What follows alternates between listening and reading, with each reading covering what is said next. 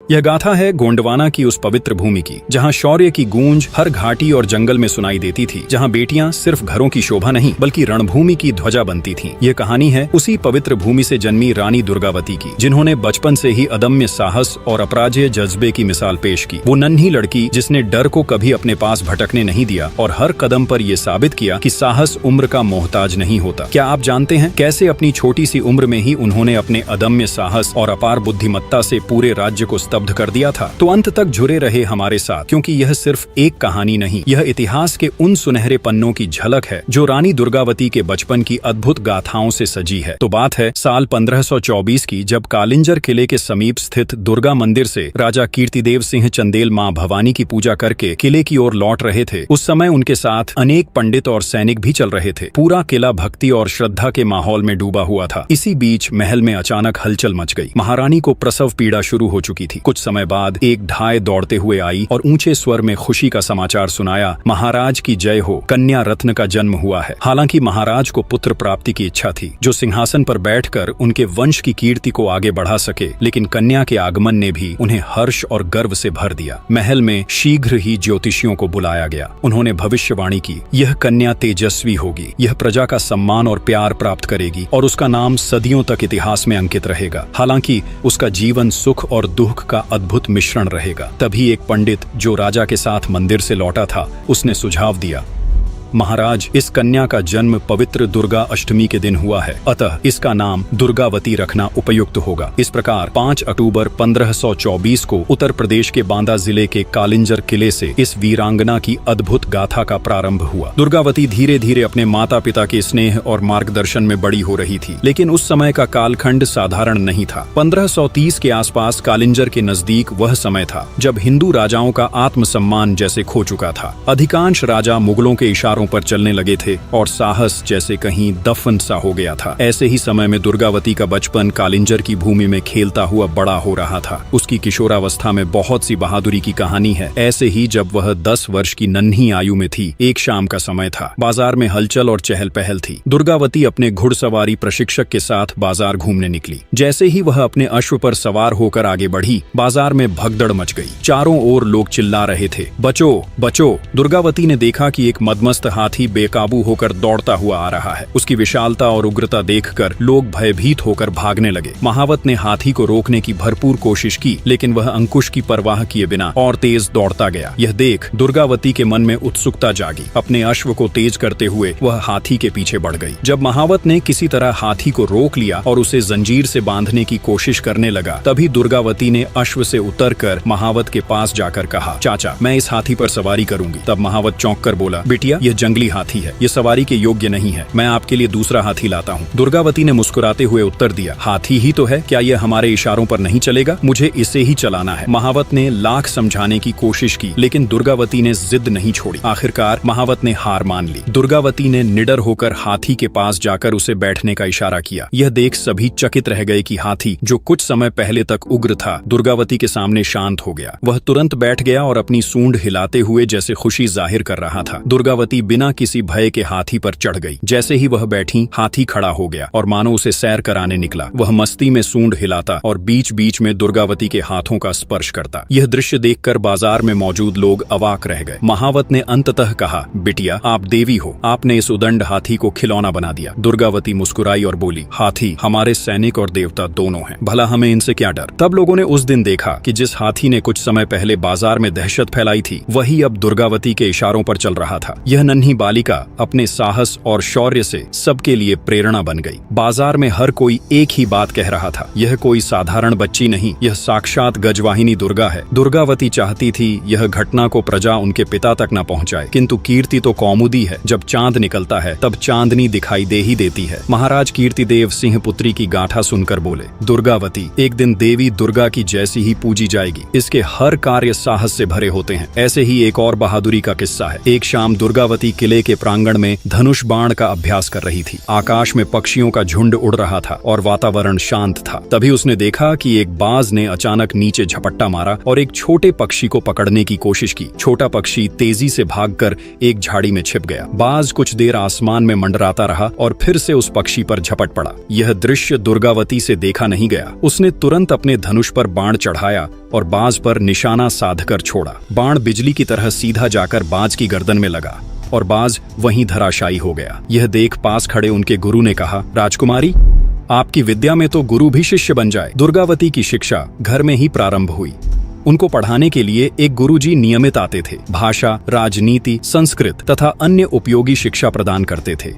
साथ ही शौर्य, पराक्रम, घुड़सवारी, तलवारबाजी, तैराकी आदि की शिक्षा का भी समुचित प्रबंध था। दुर्गावती स्वयं भी शारीरिक शिक्षा में निपुण थीं। जहां पर वह 13 वर्ष की अवस्था में वाल्मीकि रामायण को पढ़ लेती थीं, तो वहीं पर तलवारबाजी में उसके सामने अच्छे अच्छे योद्धा नहीं टिकते थे। ऐसे ही एक दिन राजकुमारी दुर्गावती ने सुना कि समीप के गांव में एक बाघ ने कई लोगों पर हमला किया है। तब उसने महाराज से कहा, पिताजी, मुझे उस बाघ का शिकार करने की अनुमति दीजिए। महाराज, जो अपनी पुत्री की निडरता से परिचित तो थे, परंतु चिंतित हो गए। उन्होंने कहा, बेटी, अभी तुम्हारी आयु बाघ का सामना करने योग्य नहीं है। मैं स्वयं शिकार के लिए जाऊंगा, लेकिन तुम मेरे साथ देखने चल सकती हो। इसके बाद महाराज शिकार दल के साथ गांव की ओर रवाना हुए और दुर्गावती भी उनके साथ गई। उस समय रामचेरी राजकुमारी दुर्गावती की सबसे अच्छे सहेली और साथी में से एक थी। हर समय उनके साथ रहती थी। गांव पहुंचने पर एक मचान तैयार किया गया और शिकार के लिए बकरी को बांधा गया। दुर्गावती और रामचेरी को एक ऊंचे मचान पर बैठा दिया गया ताकि वे शिकार का दृश्य देख सकें। कई घंटे बीत गए, लेकिन बाघ का कोई अता पता नहीं था। सबकी आंखों में थकान झलकने लगी। दुर्गावती को यह प्रतीक्षा असहनीय लगी। उसने रामचेरी से कहा, यहाँ बैठे रहने से कुछ नहीं होगा, हमें खुद आगे बढ़ना चाहिए। तब दोनों मचान से नीचे उतरी और सावधानी पूर्वक जंगल के भीतर चल पड़ी। कुछ ही देर में सामने से बाघ आता दिखाई दिया। रामचेरी घबराकर बोली, राजकुमारी, वह बहुत पास है। दुर्गावती ने तुरंत उसे पेड़ पर चढ़ने का आदेश दिया और स्वयं बाघ का सामना करने के लिए तैयार हो गई। उसने अपना बायां पैर दृढ़ता से जमीन पर टिकाया, धनुष पर बाण चढ़ाया और पूरी एकाग्रता के साथ बाघ पर निशाना साधा। बाण बाघ की गर्दन में इतनी तीव्रता से लगा कि उसकी दहाड़ जंगल में गूंज उठी। बाघ ने अंतिम बार उछाल मारी और वहीं ढेर हो गया। सैनिक और महाराज कीर्तिदेव सिंह तुरंत वहां पहुंचे। बाघ की हालत देखकर महाराज समझ गए कि दुर्गावती ने यह असाधारण शिकार किया है। उन्होंने अपनी पुत्री को गले लगाते हुए कहा, आज तुमने साबित कर दिया कि तुम केवल मेरी पुत्री नहीं बल्कि मेरे राज्य का भविष्य हो। 14 वर्ष की आयु में दुर्गावती न केवल शारीरिक रूप से सशक्त थी बल्कि अपने विचारों में भी परिपक्वता दिखाती थी। महाराज कीर्तिदेव सिंह को विश्वास हो गया था कि उनकी यह तेजस्विनी पुत्री एक दिन कालिंजर की महान रानी बनेगी।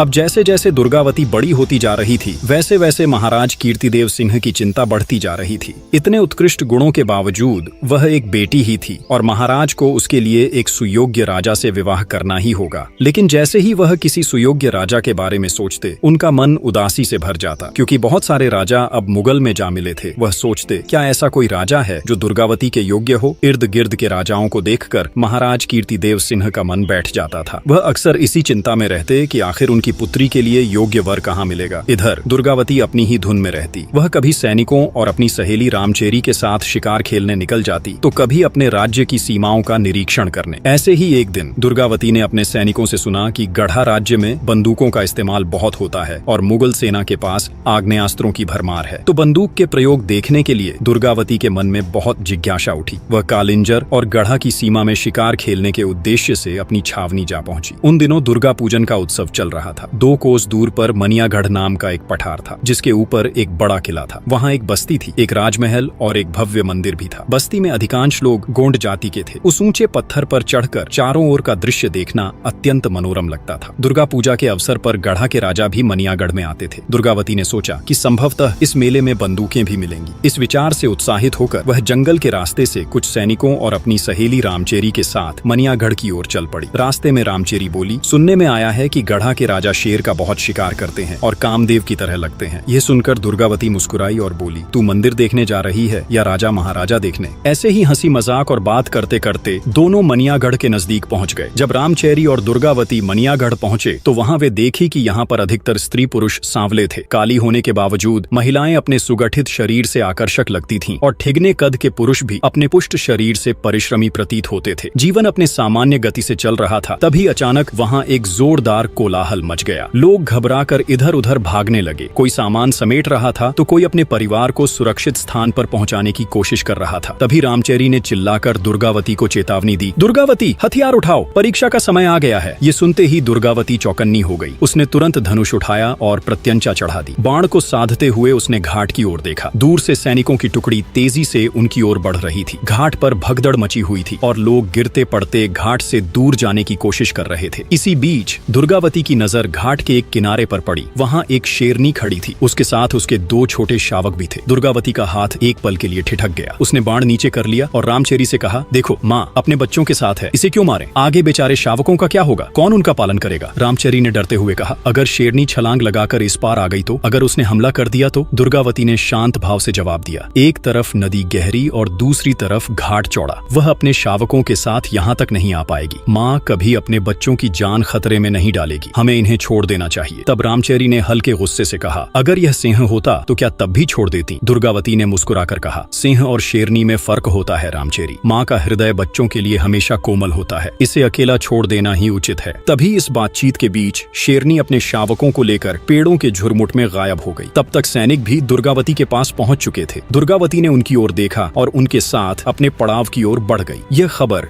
जैसे ही महाराज कीर्तिदेव सिंह तक पहुंचा, वह तुरंत मनियाघर की ओर रवाना हो गए। इधर पड़ाव में दिन ढलते ही दुर्गावती और रामचेरी अपने कक्ष में विश्राम करने चली गईं। दोपहर की शेरनी और उसके बच्चे ने ऐसा माहौल बना दिया था कि नींद दूर दूर तक नजर नहीं आ रही थी। बाहर जंगल शांत था, लेकिन दुर्गावती का मन बेचैन था। रामचेरी, जो दुर्गावती के पास लेटी थी, अपनी चंचलता से बाज नहीं आई। उसने अपनी चुप्पी तोड़ी और कहा, राजकुमारी, किस गूढ़ विचार में डूबी हो? किस तत्व पर यह गंभीर मंथन चल रहा है? दुर्गावती ने खिड़की से बाहर जंगल की ओर देखते हुए कहा, मैं केन नदी की उस अद्भुत सुंदरता को याद कर रही हूँ। उसकी लहरें, उसकी ठंडक और वह शांतिपूर्ण प्रवाह, सब कुछ कितना दिव्य लगता है। तभी रामचेरी ने मुस्कुराते हुए बोली, शेरनी के वे दूधिया शावक, क्या वे तुम्हारे ख्यालों में नहीं है? कितने निश्चिंत और निडर होकर माँ के साथ उछल कूद कर रहे थे। सचमुच माँ तो भगवान होती है। और फिर कैसे वह शेरनी अपने शावकों को लेकर पेड़ों के झुरमुट में गायब हो गई? सोचो, क्या उन मासूम शावकों को पता होगा कि एक दिन वे ऐसे सिंह बनेंगे जिनकी एक दहाड़ से पूरा जंगल थर्रा जाएगा? शावकों को यह एहसास नहीं होगा कि वे एक दिन खतरनाक राजा बनने वाले हैं। यही तो है बचपन का सौंदर्य। हर खूंखार सिंह का भी एक दुलारा बचपन होता है। दुर्गावती ने हल्की झुंझलाहट के साथ कहा,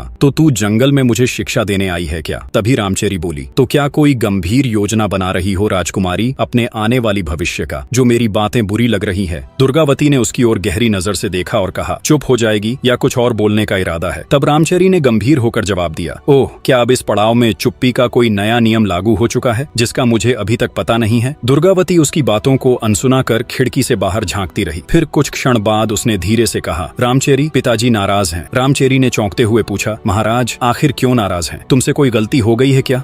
तब दुर्गावती बोली कि उस बुढ़ू राजा को लेकर रामचेरी, जो हमेशा मजाक का कोई मौका नहीं छोड़ती थी, इस बात पर खिलखिलाकर हंस पड़ी और दुर्गावती के पास लिपटते हुए बोली, अच्छा, वही राजा सरकार जिन्होंने तुम्हें विवाह का प्रस्ताव भेजा था? दुर्गावती ने उसे घूरते हुए कहा, बहुत न उछल। रामचेरी ने अपनी हंसी रोकते हुए बोली, किसने कहा कि हमारे होने वाले जीजा सरकार बुढ़ू हैं? दुर्गावती ने झल्लाकर जवाब दिया, बुढ़ू का नक्शिक वर्णन तो मैंने तेरी ही जलती जुबान से सुना था। रामचेरी ने शरारती मुस्कान के साथ कहा, अच्छा, तो अब फिर से सुनने की इच्छा है क्या? चल सुन ले, पर जोर जोर से, ताकि आपके पिता भी पर्दे के पीछे से भी सुन ले। तब दुर्गावती ने उसकी इस बात पर सिर पकड़ लिया और कहा, चुप रहेगी या नहीं? लेकिन रामचेरी कहाँ रुकने वाली थी। वह तो दुर्गावती को छेड़ने का कोई मौका नहीं छोड़ती थी। उसने नाटकीय अंदाज में कहना शुरू किया, तो सुनो राजकुमारी, राजा साहब बहुत बड़े जमींदार हैं। उनके पास हजारों खेत हैं और भैंसों का कारोबार ऐसा है, उनकी 4 रानियां पहले से ही राजमहल में विराजमान हैं। उनमें से 2 ने तो माला झपकर राजमहल को पूरी तरह आध्यात्मिक बना दिया है। दुर्गावती ने बिच में ही व्यंग्य भरे स्वर में कहा, और कुछ? अब बस भी कर। रामचेरी ने उसकी बात अनसुनी कर दी और बोलती रही, राजा साहब बड़े लज्जालू भी हैं। आगे के दांत गिर गए हैं तो बात करते वक्त मुंह छुपाते हैं। सोचो कितना शर्माने वाला राजा है। ये सुनकर दुर्गावती ने गुस्से से कहा, दांत भी नहीं है? तभी रामचेरी ने शरारत भरे अंदाज में कहा, अरे, उनके दांत हिलकर नहीं टूटे,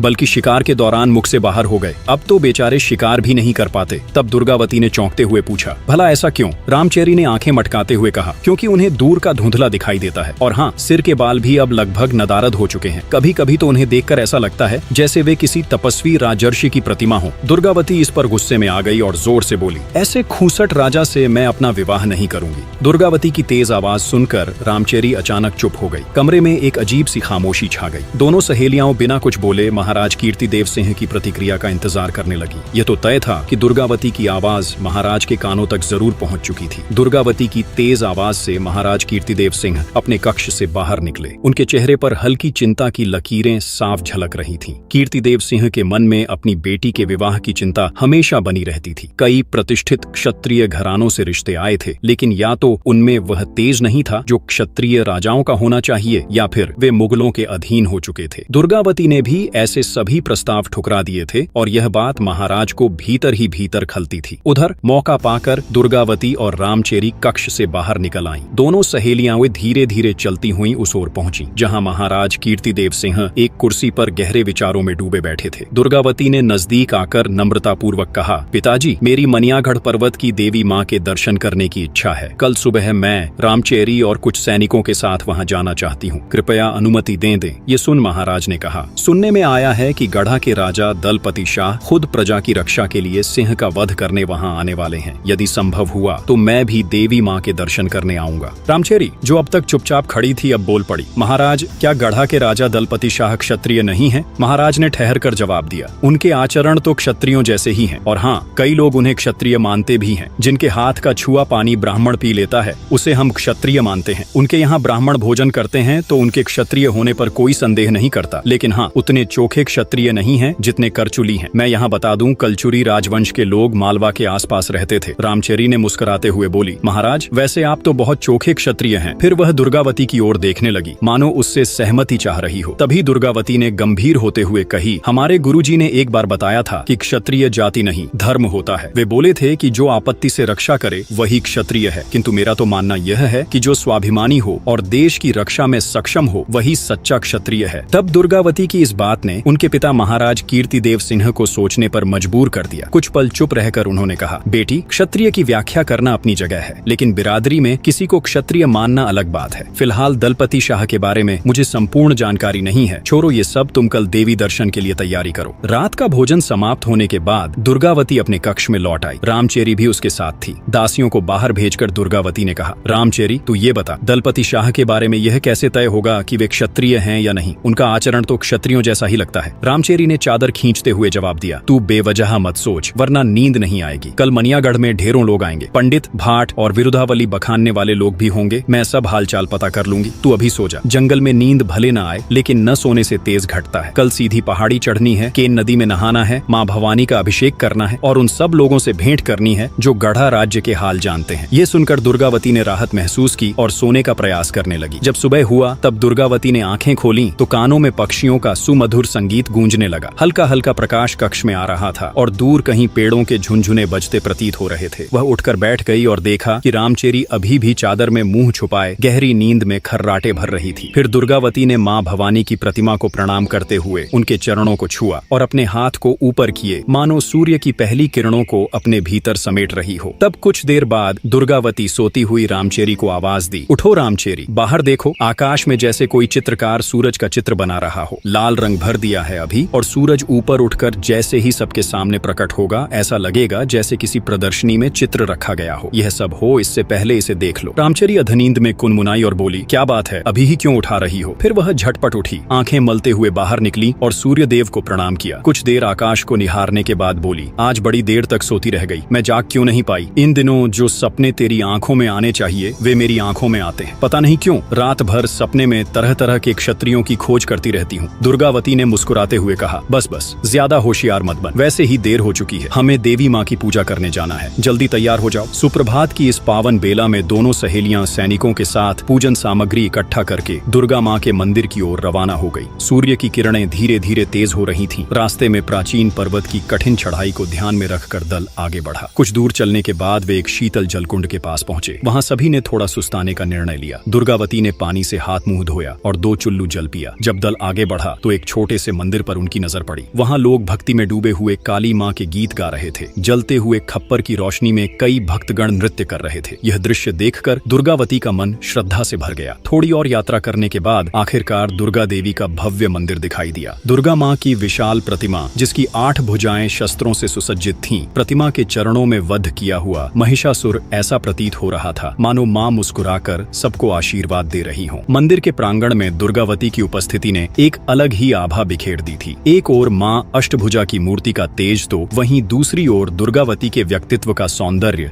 जैसे एक दूसरे के पूरक लग रहे थे। भक्तगण कभी मां अष्टभुजा की ओर निहारते तो कभी दुर्गावती की ओर। ऐसा प्रतीत हो रहा था मानो दोनों में कोई भेद नहीं बल्कि दोनों एक ही स्वरूप की प्रतिछाया हों। मां अष्टभुजा की पूजा करके दुर्गावती और रामचेरी पहाड़ी के मंदिरों से निकलने के बाद वहां एक जंगल के रास्ते महादेव और भैरव बाबा का दर्शन करने के लिए निकल गई। जंगल के कठिन रास्ते में उनके साथ कुछ सैनिक भी थे जो उन्हें घेर कर उनकी सुरक्षा का ध्यान रख रहे थे। चलते चलते दुर्गावती ने कुछ क्षणों के लिए रुककर रामचेरी से पूछा, मेरी धनुष बाण कहाँ है? एक सैनिक तुरंत आगे बढ़ा और उनके धनुष बाण लेकर आया। दुर्गावती ने अपने धनुष को कसकर धारण किया और अपने कंधे पर टूनीर बांधकर वीर वेश में आगे बढ़ी। रामचेरी ने मुस्कुराते हुए कहा, अब आप दुर्गा माँ का स्वरूप लग रही हैं। अभी तक तो आप दुर्गा की भक्त दिखाई दे रही थीं। थोड़ा और आगे बढ़ने पर जंगल की एक घनी छाया के नीचे वह रुकी। पीछे के सैनिक और दासियां कुछ दूरी पर थीं। तभी अचानक बाईं ओर के झाड़ियों से तेज आवाज सुनाई दी। ऐसा लग रहा था जैसे कोई भारी जानवर झुरमुट से निकल कर आ रहा हो। आवाज के साथ साथ दूर से कुछ लोगों के शिकार के हांके की ध्वनि भी साफ सुनाई दे रही थी। तब दुर्गावती सतर्क हो गई। उसने अपने तूनीर से एक नुकीला बाण निकाला और धनुष पर बाण को चढ़ाते हुए बोली, रामचेरी, घबराने की जरूरत नहीं, मैं हूं ना, मेरे बाणों के सामने कोई भी टिक नहीं सकता। कुछ ही क्षणों में एक लंबा और बलशाली नर शेर झाड़ियों से निकलकर सामने आ गया। शेर के गरजने से पूरा जंगल गूंज उठा। दुर्गावती ने अपनी आंखों में अदम्य साहस भरते हुए धनुष की डोरी खींची और पूरी ताकत से बाण को छोड़ा। बाण बिजली की गति से निकलकर शेर की गर्दन में ढंस गया। शेर दर्द से कराहता हुआ गिरने लगा। तभी जंगल के दूसरी ओर से कुछ हलचल हुई। घोड़ों की टापों और पैरों की आवाज के साथ एक शिकारी पुरुष और उसके पीछे चल रहे कई लोग वहां पहुंचे। वे सब चुप होकर दृश्य को देख रहे थे। उनमें से एक ने कहा, महाराज, आपने तो अद्भुत पराक्रम दिखाया। इतने विशाल शेर का वध केवल एक बाण में कर दिया।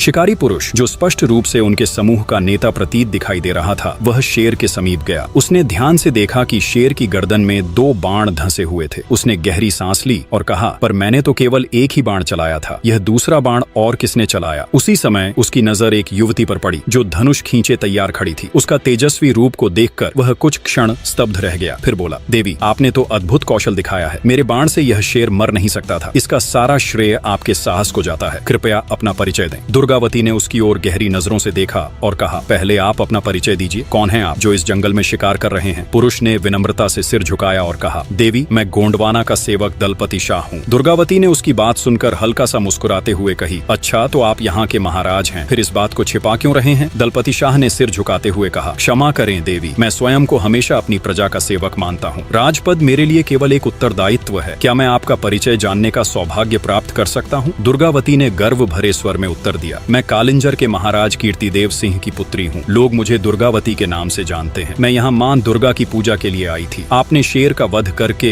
मेरी प्रजा की रक्षा की है, इसके लिए मैं आपकी आभारी हूँ। दलपति शाह ने आदर पूर्वक कहा, देवी, यह तो आपकी विनम्रता है। वस्तुतः आपके बाण ने ही शेर को घातक चोट पहुंचाई थी। मैंने तो केवल इसे अपने बाण से नियंत्रित किया। शेर को मारना आवश्यक था क्योंकि यह मेरी प्रजा के लिए बड़ा खतरा था। फिर दुर्गावती ने रामचेरी और सैनिकों की ओर देखा और फिर दलपति शाह से कहा, मुझे आज अपने पड़ाव पर लौटना है और भोले बाबा का दर्शन भी करना है। दलपति शाह ने विनम्र स्वर में पूछा, क्या आपका अश्व साथ में नहीं है देवी? दुर्गावती ने शांत भाव से उत्तर दिया, मैं केवल पूजा करने के लिए निकली थी, अतः अश्वारोहण को स्थगित रखा था। हमारा पड़ाव पास ही है, यदि आप वहां आना चाहें तो आपका स्वागत है। दलपति शाह ने तुरंत उत्तर दिया, यदि आप मेरे अश्व पर सवारी करना स्वीकार करें तब आपका स्वागत करना मेरे लिए सौभाग्य होगा। दुर्गावती ने मुस्कुराते हुए बोली, मेरा मन आज अश्वारोहण का नहीं है, किंतु आपका अश्व निश्चित ही दर्शनीय है। दलपति शाह ने गर्वित स्वर में कहा, यह ऊंची प्रजाति का अश्व है देवी, इसकी गति और शक्ति अद्वितीय है। दुर्गावती मन ही मन विचार करने लगी। जाति, प्रजाति और ऊंच नीच की यह समस्या अब तक पीछा नहीं छोड़ रही। फिर उन्होंने दलपति शाह की ओर देखा और गंभीर स्वर में कहा, महाराज, कभी आपके इस अश्व को अवश्य देखूंगी, फिलहाल मुझे अनुमति दें। यह कहते हुए दुर्गावती ने दलपति शाह की ओर एक बार फिर देखा, मानो उनके चेहरे को अपने मन में अंकित कर रही हो। इसके बाद वह बिना कोई और बात किए अपने पड़ाव की ओर बढ़ गईं। उनके पीछे रामचेरी और सैनिक सैनिक भी चल पड़े। दलपति शाह वहीं खड़े रह गए। उनकी आंखें दुर्गावती के तेजस्वी व्यक्तित्व पर ही स्थिर थीं। जब तक दुर्गावती पेड़ों की ओट में छिप नहीं गईं, दलपति शाह की नजरें उनका पीछा करती रहीं। उनके जाने के बाद उन्होंने गहरी सांस ली और अपने सेवकों की ओर देखते हुए उन्होंने कहा, शेर का शिकार तो राजकुमारी दुर्गावती ने किया, लेकिन उन्होंने उसका श्रेय मुझे देकर अपनी विनम्रता दिखाई। उनके जैसा अद्वितीय साहस और सौम्यता मैंने अपने जीवन में कभी नहीं देखी। उनकी यह पहली भेंट भविष्य की कई कहानियों की नींव रख रही थी, जहां वीरता और कर्तव्य की मिसालें आने वाले समय में घड़ी जाने वाली थीं। आगे के भाग में हम जानेंगे कि कैसे रानी दुर्गावती दलपति शाह की अर्धांगिनी बनी और कैसे उन्होंने एक रानी के रूप में गोंडवाना के लिए हर विपत्ति का साहस पूर्वक सामना किया, कैसे उनका नेतृत्व गोंडवाना को समृद्धि की ओर ले गया और कैसे उनकी वीरता ने उन्हें अकबर जैसे बलशाली सम्राट से टकराने का साहस दिया। तब तक आपसे एक विशेष निवेदन है, कमेंट करके जरूर बताएं कि रानी दुर्गावती की इस प्रेरणादायक गाथा के बाद आप किस वीर या वीरांगना की कहानी सुनना चाहेंगे। और यदि आप बुंदेलखंड के अमर योद्धाओं आल्हा उदल की गाथा सुनना चाहते हैं तो स्क्रीन पर दिख रहे वीडियो पर जरूर क्लिक करें। वीडियो देखने के लिए आपका बहुत बहुत धन्यवाद। अगले शनिवार के दिन फिर मिलेंगे एक और ऐतिहासिक गाथा के साथ। तब तक आप अपना ख्याल रखिए।